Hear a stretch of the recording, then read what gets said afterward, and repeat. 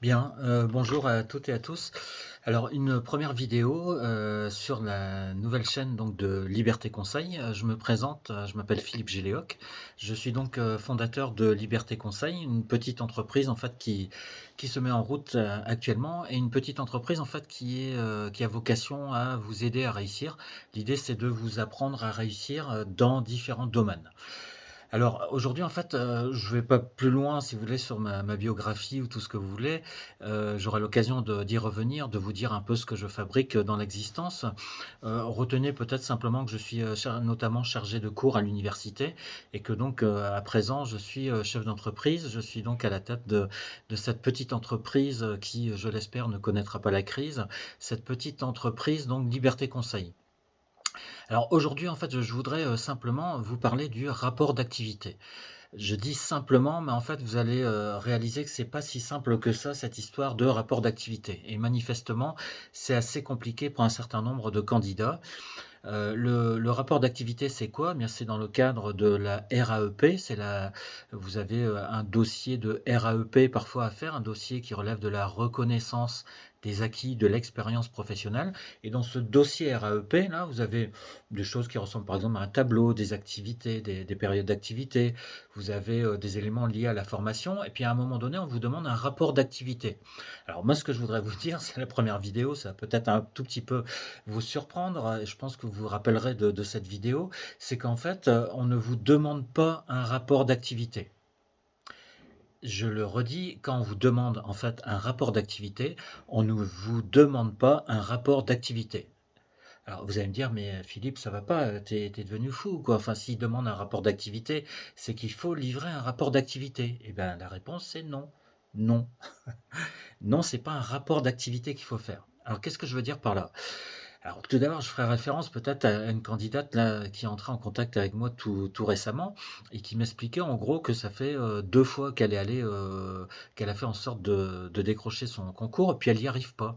Et puis, pourtant elle a suivi vraiment les conseils de son formateur qui, à mon avis entre nous, devrait aller se former un tout petit peu sur la RAEP vu ce qu'il a raconté à cette candidate, mais bon, je ferme la parenthèse. Donc cette candidate, elle rencontre un formateur qui lui dit, en gros la chose suivante, qui lui dit: «Voilà, vous devez faire un rapport d'activité». Donc garde à vous, la candidate en fait, elle rédige son rapport d'activité et qu'est-ce qu'elle fait? Eh ben, elle rapporte ses activités, c'est-à-dire elle rend compte de ce qu'elle a fait dans le passé. Voilà, j'ai fait ci, j'ai fait ça, j'ai fait ci, j'ai fait ça. Par exemple, j'ai accueilli des personnes, j'ai, suivi des subventions, j'ai, élaboré un budget, j'ai et cetera et cetera. Elle rapporte des activités et on pourrait se dire, bah, tout va pour le mieux dans le meilleur des mondes possibles, c'est-à-dire que c'est parfait. Voilà, on demandait un rapport d'activité, vous rapportez vos activités, donc c'est très bien. Sauf qu'elle décroche pas son concours. Alors qu'est-ce qu'elle fait? Eh bien, en fait, ce qu'elle fait, c'est qu'elle va refaire la même chose. C'est-à-dire l'année suivante, elle réessaye de la même façon, elle rapporte ses activités. Elle dit: «Voilà, j'ai fait ci, j'ai fait ça, j'ai fait ci, j'ai fait ça». Ça marche pas. Et elle demande à son formateur: «Mais enfin, qu'est-ce qu'il faut que je fasse, quoi?» Et puis elle lui rend son rapport d'activité pour qu'il donne un avis et le formateur, il lui dit: «Ah non, non, non, là, vous avez mis en avant les compétences, retirez-moi ça, quoi, il faut retirer tout ce qui est compétences. Retirer tout ce qui est compétences dans un dossier de RAEP, dans un dossier de reconnaissance des acquis de l'expérience professionnelle. Les acquis de l'expérience professionnelle, ce sont les compétences. Les acquis, je répète, les acquis de l'expérience professionnelle, ce sont les compétences. Et en fait, quand on lit votre rapport d'activité, on cherche à reconnaître, c'est-à-dire à voir s'il y a vraiment ces compétences-là qui ont été mises en avant. Donc quand le formateur dit à la candidate: «Ben, retirez toutes ces histoires de compétences et laissez simplement les activités parce que c'est un rapport d'activité qu'on vous demande», eh bien c'est, pour le dire clairement, une très grosse bêtise. Voilà. Alors cette candidate, elle a fait quoi? Bah, elle a essayé une fois. Ouais, je sais pas si vous avez déjà vu comment ça fonctionne une mouche, vous voyez ce que c'est une mouche? Ça va vers la vitre et puis chou, et puis ça s'écrase contre la vitre. Ouais, et qu'est-ce qu'elle fait la mouche après? Qu'est-ce qu'elle fait une fois qu'elle s'est écrasée? Eh bien, elle réessaye, chou, et puis elle s'écrase contre la vitre. Et bah, cette candidate, elle a fait pareil, une fois et puis ça marchait pas, donc elle a refait 2 fois, c'est-à-dire elle a rendu un rapport d'activité, ça a pas marché, elle a re-rendu un rapport d'activité et ça a pas marché et puis, pourtant le formateur lui a dit: «Mais rendez un rapport d'activité», mais elle a essayé, elle s'est écrasée contre la vitre. Donc à un moment donné, elle est venue me voir, puis elle me dit: «Mais comment ça se fait?» et cetera. J'ai dit: «Bah, c'est tout simplement parce que le formateur en question vous a dit des grosses bêtises et ce qu'il faut faire, c'est quoi? C'est mettre en avant vos compétences dans le rapport d'activité. C'est-à-dire que votre rapport d'activité, en fait, ce rapport d'activité, il porte très mal son nom. Pourquoi? Parce qu'en fait, on parle de rapport d'activité, on pense qu'il faut simplement rapporter ses activités, mais rapporter ses activités, c'est le moyen de mettre en avant certaines compétences. Par exemple, vous voyez, j'ai, fait des vidéos, sur, YouTube. Eh bien, ça, c'est une activité et après je vais mettre en avant la compétence. Eh bien, ça présuppose, d'être, capable de faire abstraction du regard des autres, et cetera. Ne pas avoir peur de passer en public devant différentes personnes, être capable de gérer son stress, et cetera. Vous voyez? Ça, ce sont les compétences.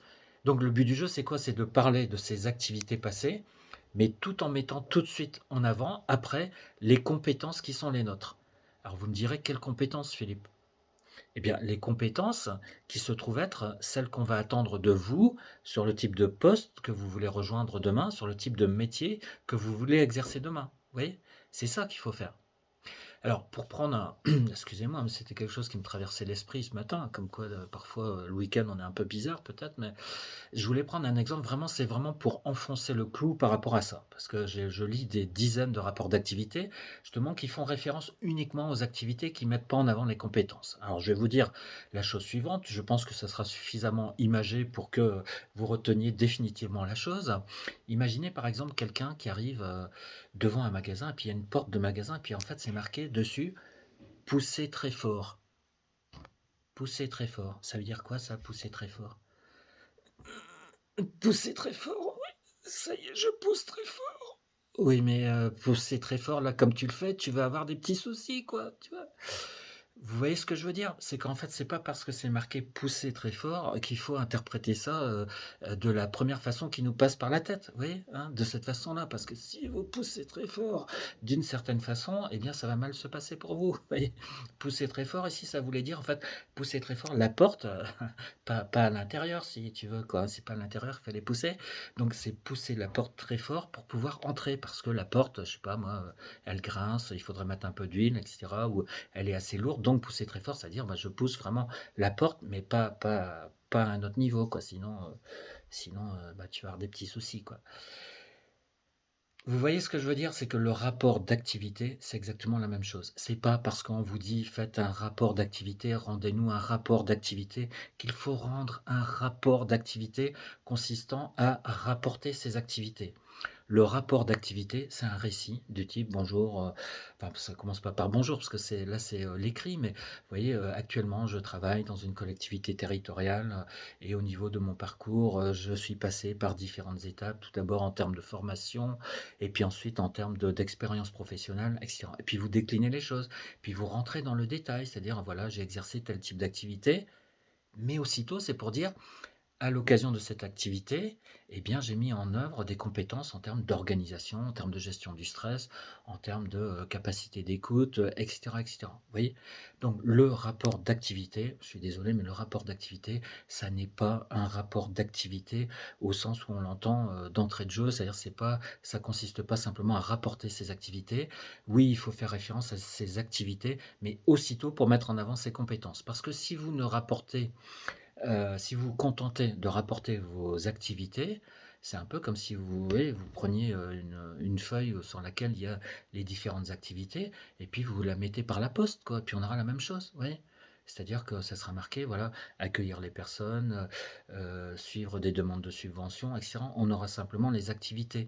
Mais qu'est-ce qu'on saura sur vous? Qu'est-ce qu'on saura sur vos compétences, sur vos qualités et cetera? Donc ça veut bien dire que dans ce rapport d'activité, il faut pas simplement parler des activités, sinon encore une fois, c'est simplement comme une offre d'emploi, vous voyez? Vous mettez les activités et ou c'est simplement comme une fiche de poste où on a simplement une succession d'activités, c'est-à-dire qu'on ne connaîtra rien du tout sur vous. Mais évidemment, quand on vous voit par la suite à l'oral notamment ou même quand on est en train de regarder votre dossier, on cherche à savoir quoi? À savoir globalement qui vous êtes, quelles compétences vous avez, quelles qualités vous pouvez bien avoir, qu'est-ce que vous avez en plus peut-être par rapport à d'autres personnes? Donc c'est tous ces éléments-là qui comptent et j'ai envie de dire vraiment pour forcer le trait encore une fois, c'est que ces activités-là qu'on va mettre en avant, c'est simplement d'une certaine façon pour la décoration. pour la décoration. C'est-à-dire que peu importe, à vrai dire, les activités que vous avez eues, tant qu'elles vous ont permis de mobiliser certaines compétences qui sont celles qui sont attendues demain à tel endroit où vous voulez, aller travailler. Donc retenez simplement cette idée-là que le rapport d'activité, ce n'est pas un simple rapport d'activité, ça consiste à mettre en avant ses compétences. Et pourquoi? Eh bien tout simplement, si je résume, parce qu'on se situe dans le cadre de la RAEP, la reconnaissance des acquis de l'expérience professionnelle, et quand on lit votre rapport d'activité, imaginons que je sois en train de le lire, là, je vais voir les activités, mais ce qui compte pour moi, c'est pas ces activités-là, c'est quelles compétences ont été mobilisées. Vous voyez, par exemple, vous avez travaillé au McDonald's, moi je vous recrute en fait pour travailler dans l'administration, c'est pas pour vendre des burgers ou vendre des frites, vous voyez, c'est pour faire autre chose. Mais je recrute en fait quelqu'un qui soit quelqu'un d'organisé, qui sache travailler en équipe. Eh bien, l'activité McDonald's, elle peut être intéressante si vous mettez en avant le fait qu'en travaillant à cet endroit-là, vous avez mobilisé des compétences en termes d'organisation, en termes de que vous avez fait preuve en termes de qualité, de dynamisme, et cetera, que vous avez su travailler en équipe et là, je vous prends, vous voyez? Et pas parce qu'il y a telle et telle activité, mais parce que derrière ces activités, dont celle de McDonald's ou d'un autre magasin, peu importe, derrière ces activités-là, il y a certaines compétences, certaines qualités, une certaine plus-value que vous avez, et tout ça, ça m'intéresse. Donc c'est pas l'activité elle-même, ce sont les compétences qu'il peut y avoir derrière ces activités qui m'intéressent. Donc quand vous rédigerez votre rapport d'activité, je pense que vous l'avez bien compris, eh bien mettez en avant les compétences, ne vous contentez pas de décliner, vous voyez, comme dans un catalogue ennuyeux, toutes les activités. J'ai fait ci, j'ai fait ça, j'ai fait ci, j'ai fait ça. Parce que là, votre lecteur, il s'endort là-dessus, et puis se dit, oh là là, vivement que je passe à autre chose, vivement que j'en ai terminé avec ces dossiers pour aller lire un bon bouquin ou pour aller à la pêche, à la plage, faire une pétanque, ou etc. Mais vraiment, il a hâte, etc.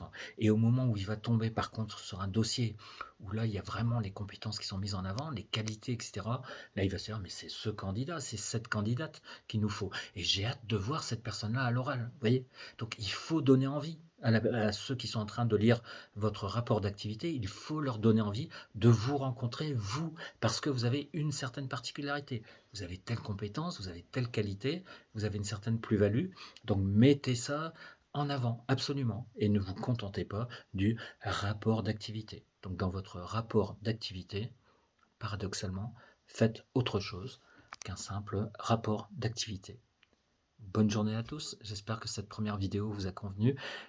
C'était un point extrêmement important parce que je pense que ça va vous permettre d'éviter d'aller tout droit vers l'échec, comme hélas bon nombre de candidats. N'hésitez pas à vous abonner sur notre chaîne donc Liberté Conseil. N'hésitez pas non plus, si ça vous a intéressé, à mettre un pouce, à mettre un like. Et puis n'hésitez pas évidemment à faire référence autour de vous à ces vidéos là qui vont se multiplier petit à petit, parce qu'au niveau de Liberté Conseil, nous sommes dans l'idée bien justement d'utiliser notre propre liberté pour mettre en avant tout un ensemble de conseils et faire en sorte que vous réussissiez notamment vos épreuves de RAEP, de reconnaissance des acquis de l'expérience professionnelle.